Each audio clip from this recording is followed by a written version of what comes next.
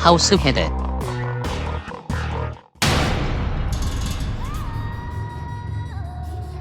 하우스 헤드는 사이렌 헤드를 창조했던 트레버 앤더슨이 만들어낸 또 하나의 괴생명체입니다.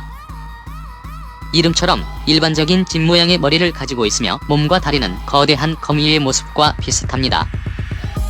머리 부분에 있는 집에는 눈 역할을 하는 노란색 빛을 내는 창문이 달려 있으며 입 역할을 하는 문이 있다고 합니다. 그리고 머리와 연결된 타원형 몸통에는 하우스 헤드의 호흡과 소화 기능을 가진 주요 기관들이 들어있으며 8개의 가늘고 긴 다리가 연결되어 있다고 합니다. 하우스 헤드는 다양한 집 형태로 존재하며 여러 마리가 무리지어 함께 돌아다니는데 매일 밤 자정이 되면 이동을 시작한다고 합니다. 하우스 헤드 무리들은 적당한 은신처를 발견하면 움직임을 멈추고 몸을 숨기는데 새벽 3시가 되면 깨어나 먹이를 유인해 잡아먹으며 그 대상은 주로 집에서 키우는 작은 동물이나 인간이라고 합니다. 집으로 위장한 하우스 헤드를 보면 인간들은 누군가 살고 있는 집으로 착각하게 되고 문을 열고 안으로 들어왔을 때 내부에 있는 긴 혀를 이용해 그대로 잡아먹는다고 합니다. 하우스 헤드의 내부에는 평범한 보통의 집처럼 가구나 전자기기들이 배치되어 있는데 이는 먹이가 문을 열었을 때 아무런 의심 없이 안으로 들어오게 만들기 위해서라고 합니다. 또한 하우스 헤드는 동물이나 인간의 목소리를 흉내내 먹이를 유인하기도 하는데 먹이가 근처에 다가오면 인간의 비명 소리나 목소리를 흉내내 유인한다고 합니다.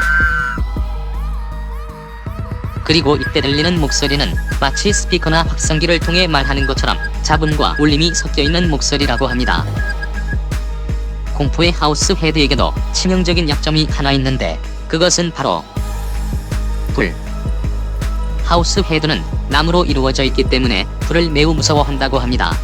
그래서 모닥불을 피우는 캠핑장 근처에는 절대로 나타나지 않는다고 합니다.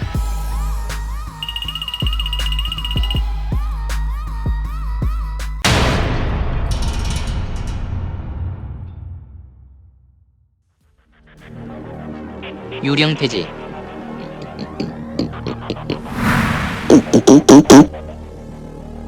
2018년 8월 트레버 앤더슨은 자신의 SNS에 한 장의 사진을 공개합니다. 사진 속에서는 기괴한 표정의 돼지로 추정되는 괴생명체가 뭔가 불안한 표정을 지으며 카메라를 바라보고 있었습니다. 트레버는 이 존재를 돼지의 몸이라고 불렀으며 나는 돼지의 몸을 가졌다 라는 괴물이 했던 말을 사진과 함께 남겼습니다. 이후 그의 팬들에 의해 돼지의 몸이란 이름 대신 유령돼지로 불려지며 사람들에게 알려지게 됩니다. 유령돼지란 이름처럼 머리 부분에는 돼지 머리가 달려있는데 자세히 살펴보면 우리가 알고 있는 뚱뚱한 돼지가 아닌 며칠 동안 굶어 영양실조에 걸린 것 같은 배고픈 얼굴을 하고 있다고 합니다. 몸에는 가늘고 기다란 두 팔만 있을 뿐 다리 부분은 피부가 녹아내려 사라졌다고 합니다. 그래서 팔꿈치 귀신 테케테케처럼 팔을 이용해 돌아다닌다고 합니다. 유령돼지는 주로 버려진 건물 주변에 사는 것으로 알려져 있는데 인간과 비슷한 지능을 갖고 있으며 인간처럼 말할 수 있는 능력 또한 가지고 있다고 합니다. 그리고 공중부양이나 순간이동, 몸을 변신시키거나 투명하게 만드는 능력 또한 가지고 있는 것으로 추측되고 있습니다. 유령돼지는 사람들을 놀라게 만드는 것을 즐기는데 자신 근처에 다가온 사람에게 말을 걸어 깜짝 놀라게 만든다고 합니다. 하지만 목소리로 겁만 줄 뿐 다행히도 해치거나 잡아먹지는 않는다고 합니다. 유령돼지의 탄생 비화는 트레버가 우연히 보게 된 오래된 유튜브 영상에서부터 시작되었습니다.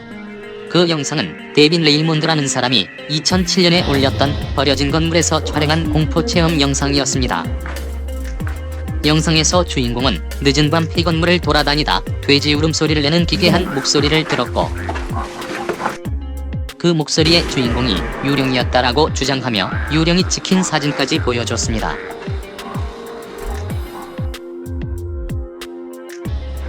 레이몬드의 영상은 업로드하자마자 큰 인기를 끌게 되지만 얼마 지나지 않아 조작된 것이라는 사실이 밝혀지게 됩니다.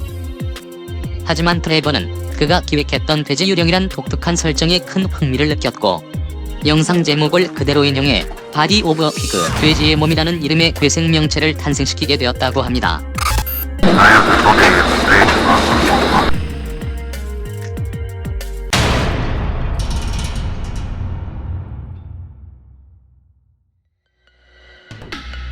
펜서.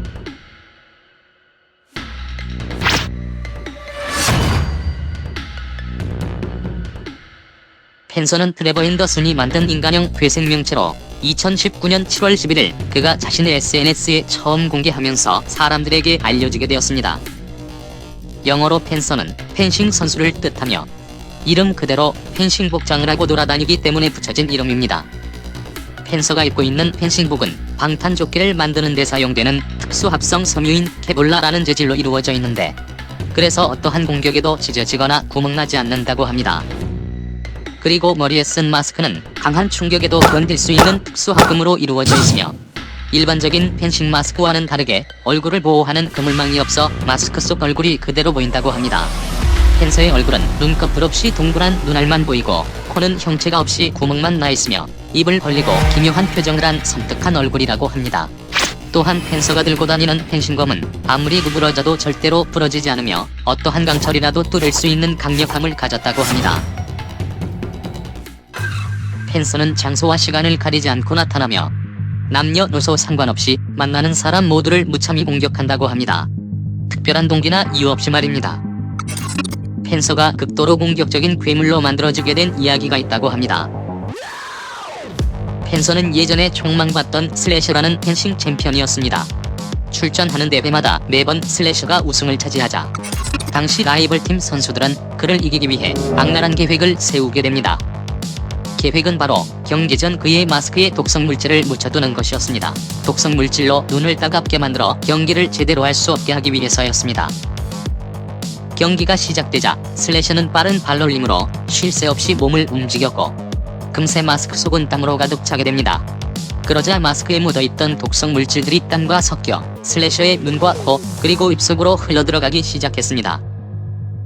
그러자 그의 얼굴이 녹아내리기 시작했고 엄청난 고통을 느끼며 그대로 바닥에 쓰러져 버립니다. 그리고 그는 쓰러진 그를 보며 비웃고 있는 상대편 선수들의 모습을 바라봤습니다. 결국 슬래셔는 상대편들에 대한 엄청난 분노와 복수심을 느끼며 눈조차 제대로 감지 못하고 죽게 됩니다. 그가 마지막까지 가졌던 극도의 분노와 복수심은 그의 육체를 다시 살아나게 만들었습니다. 하지만 그의 정신은 이성을 잃은 포악한 맹수처럼 난폭하고 사악하게 변해 있었습니다. 결국 그는 사람들을 만날 때마다 자신을 죽인 상대팀 선수라고 착각하고 있으며 그들에게 검을 휘둘러 복수하고 있는 것이라고 합니다. 아직까지 알려진 것은 없지만 공포의 칼잡이 펜서에게도 분명 약점은 있을 것입니다. 그것은 아마도 얼굴이 아닐까 생각됩니다. 펜서의 신체 중에 유일하게 그대로 노출된 부위가 바로 얼굴이기 때문입니다. 물론 펜서가 실제로 존재하진 않지만 혹시라도 꿈에서 만나게 된다면 한번 도전해보시기 바랍니다.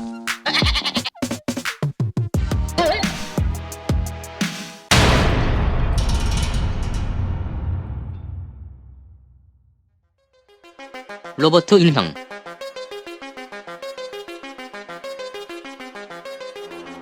장난감 인형 속에 들어간 악령이 부활을 위해 주인공 어린아이를 따라다니며 생명을 위협하는 사탄의 인형 척키. 척키의 모티브가 된 실제 인형이 있었으니 그 이름은 바로 로버트 인형. 화가이자 작가로 활동했던 로버트 유지노토라는 사람이 어릴 적부터 소유했던 실제 인형으로 마치 살아있는 것처럼 인형이 말하거나 움직인다는 괴담이 사람들 사이에 전해지며 그 존재가 알려지게 됩니다. 1906년 미국. 당시 5살이던 유지는 자신을 돌봐주던 유머로부터 인형을 하나 선물받게 됩니다. 선물받은 인형은 유진을 무척이나 닮아 있었고 키 또한 비슷했습니다.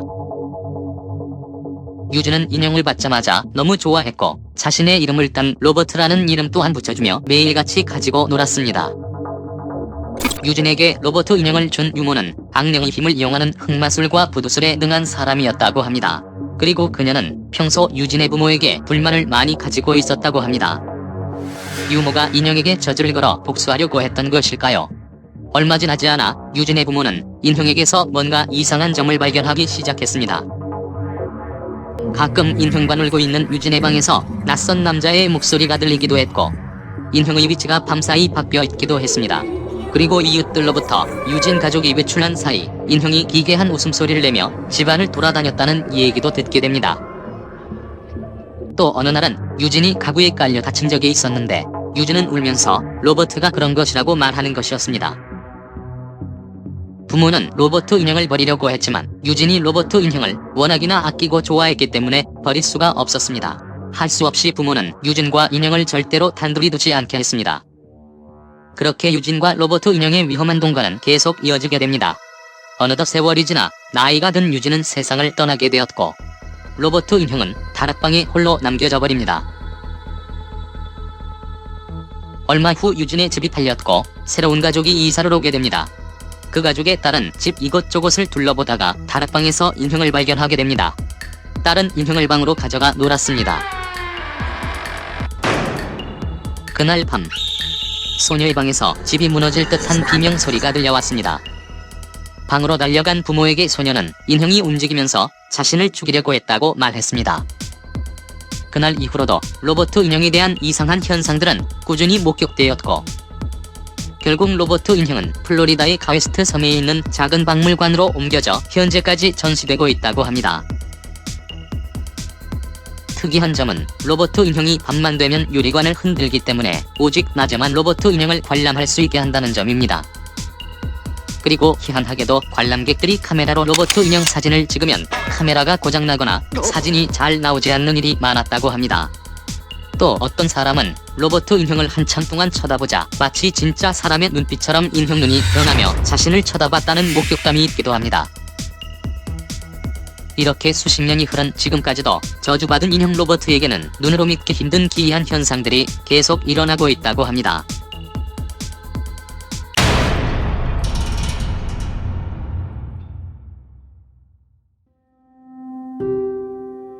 아가야, 열량 벌러 가자.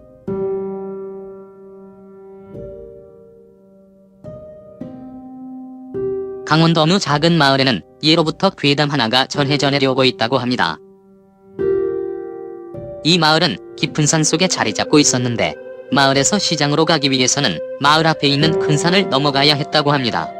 그런데 이 산을 늦은 밤 혼자 넘어가게 되면 산중턱 신당에 사는 귀신에게 울려 죽게 된다는 괴담이었습니다.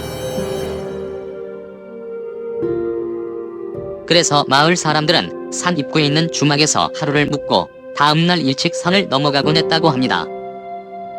그날도 역시 산을 넘어가기 위해 주막에서 하루를 묵던 두 사내가 있었습니다. 잠자기 전 술을 마시던 두 사내 중 한 명이 다른 한 명에게 내기를 걸었습니다. 앞산에 있는 신당에서 물건 하나를 가져오면 열량을 주겠다는 것이었습니다. 그러자 그 얘기를 들은 사내는 기겁하며 거절했습니다. 그때 두 사내의 이야기를 듣던 아이를 업은 한 여인이 자신이 신당에 다녀올 테니 열량을 달라고 말했습니다. 그 여인은 남편을 잃고 홀로 아이를 키우던 여인이었습니다. 여인은 아이와 친정에 가던 중 돈이 떨어져 난처한 상황이었는데 먹을 걸 구걸하러 주막에 들어갔다가 때마침 두 사내의 이야기를 듣게 된 것이었습니다. 사내들은 여인에게 여인 혼자 가기에는 너무 위험하다며 말렸지만 여인은 돈이 꼭 필요하다며 자신이 할 테니 열량을 달라고 애원했습니다. 여인의 사정이 너무 딱해 보였던 사내들은 혹시 모르니 가져가라며 낫을 하나 쥐어줬고 사당 안에 있는 촛대를 가져오면 반드시 열량을 주겠다고 약속했습니다. 여인은 겁이 났지만 배고픔에 우는 아이를 달래며 주막을 나와 산으로 향했습니다. 여인은 아주 빠른 걸음으로 어둡고 무서운 산길을 계속해서 올라갔습니다. 사당 앞에 다다르자 들리는 소문처럼 안에서는 매우 음산한 기운이 느껴졌습니다. 여인은 사당 안으로 들어갔습니다. 무서운 벽화들과 불상들 사이로 촛대가 보였습니다. 여인은 얼른 촛대를 집어들고 사당을 빠져나와 빠르게 산을 내려가기 시작했습니다. 그런데 그때 여인은 누군가 뒤에서 잡아당기는 것을 느끼게 됩니다. 순간 너무 깜짝 놀란 여인은 손에 든 낫을 마구 눌렀습니다. 그리고는 순식간에 산을 뛰어내려와 주막으로 달려갔습니다. 여인이 사내들에게 촛대를 보여주자 사내들은 들고 있던 열량을 땅에 내던지고 괴성을 지르며 도망쳤습니다. 그제서야 뭔가 이상함을 느낀 여인은 등 뒤를 돌아봤고 머리가 사라진 채 옆에 있는 아이를 보게 됩니다. 자신을 잡아당긴 게 귀신이 아니라 아이였다는 것을 깨달은 여인은 하늘이 찢어질 듯한 비명을 지르며 하염없이 눈물을 흘렸다고 합니다. 그렇게 여인은 정신이 미치게 되었고 다시 산속으로 터덜터덜 걸어갔다고 합니다.